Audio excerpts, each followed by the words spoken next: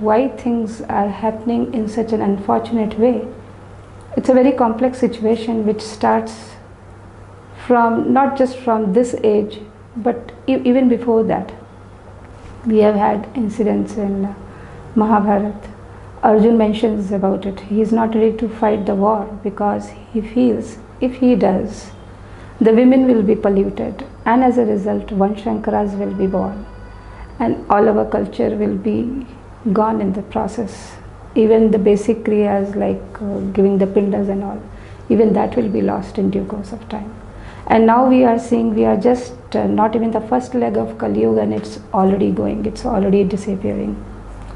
So with that, whatever we are seeing, it's because none of the sanskaras have been followed. When we talk about the 4 activities which are common to a man, a human being, or an animal, is ahar, nidra, bhay, and methunam. But as a human being, we try to purify all our 4 activities.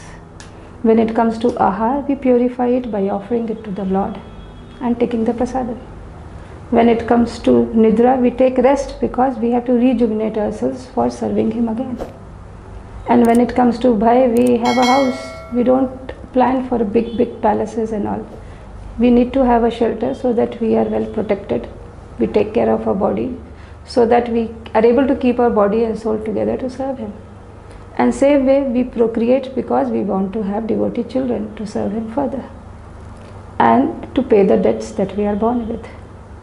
But when these things are gone, then automatically it will result in so much of disintegration of the society, which is what is happening at the moment.